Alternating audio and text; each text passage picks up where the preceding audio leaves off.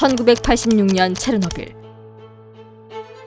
그리고 2011년 후쿠시마 원전 사고 당시 사람이 직접 투입돼 2차 pit복자 발생은 물론 작업 진행이 느려 더 큰 피해를 낳았습니다. 하지만 다른 재난들처럼 방사선 사고 역시 가장 중요한 것은 바로 초기 대응. 이를 위해 원자력 로봇을 개발 훈련 중이라는 국내 현장에 직접 찾아갔습니다. 두 차례의 원전 사고 이후 독일, 프랑스, 러시아, 일본 등 원자력 선진국들은 사람 대신 방사성 물질 유출 현장에 들어갈 수 있는 로봇에 주목했습니다. 한국원자력연구원 또한 2015년부터 원자력 로봇 개발과 무인 방제 시스템 구축에 힘써왔는데요. 네, 안녕하세요. 한국원자력연구원 로봇응용연구부 부장 류동석입니다.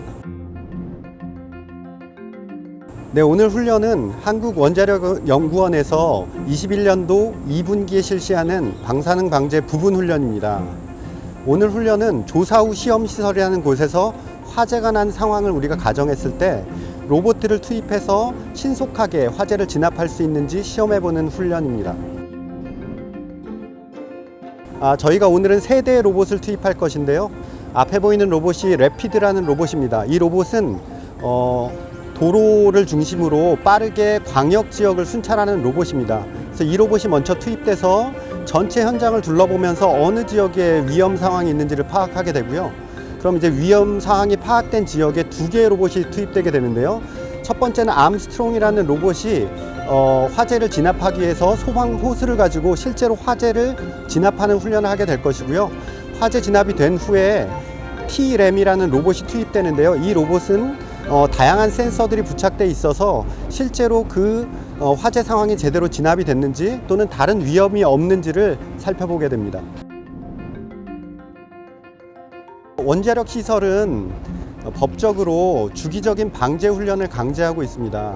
오랫동안 방제 훈련은 사람 작업자 위주로 작업을 해왔는데요.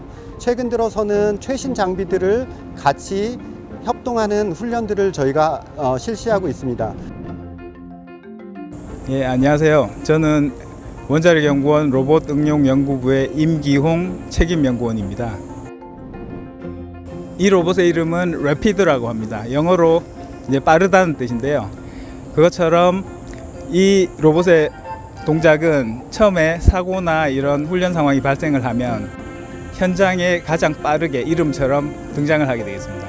그래서 먼저 그 사고 상황을 먼저 수집을 하게 되고요. 그 상황을 현장 상황실에 전송을 해서 다 같이 먼저 상황을 파악할 수 있도록 전파해주는 역할을 담당하고 있습니다.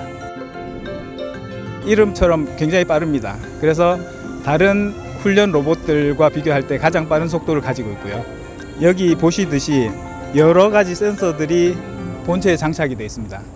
그래서 이 여러 가지 센서를 통해서 다양한 정보를 한꺼번에 수집을 하고 본부 상황실로 전송을 하게 되어 있습니다. 그러면은 상황실에서는 이 정보들을 해석을 해서 현장 상황을 정확하게 분석을 할 수 있고요.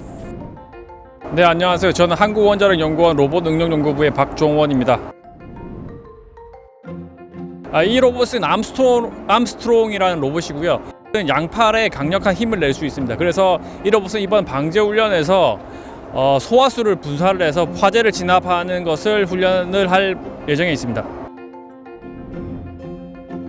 이 로봇은 한 팔에 한 100kg 정도의 힘을 낼 수가 있습니다. 그래서 기존에 사람이 하기 힘들었던 그런 작업들을 강한 힘을 기반으로 소화수를 분사를 한다거나 어떤 물건을 나른다거나 그런 것들을 통해서 방제 훈련 상황에서 사람 대신에 사람의 역할을 대신하는 임무를 수행할 수 있습니다. 로봇응용연구부의 최영수라고 합니다.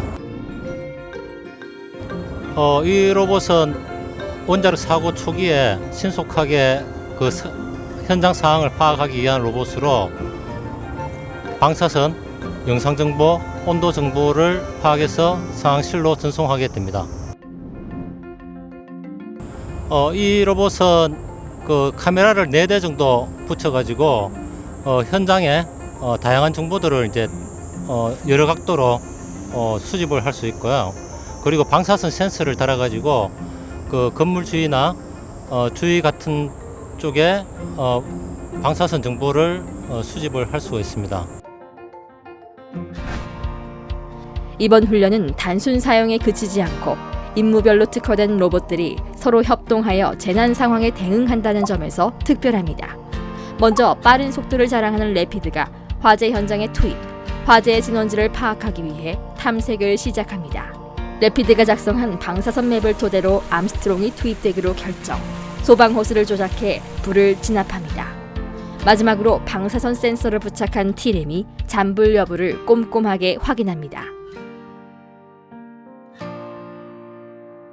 지난 2020년에는 T램이 건물 내부로 진입해 현장 모습을 상황실로 전송하고 암스트롱은 우레탄 폼을 분사해 방사성 물질이 누출되는 건물의 출입구를 밀봉하는 훈련을 성공적으로 완수했는데요. 해외에서도 시도된 적 없는 새로운 방식이라고 합니다.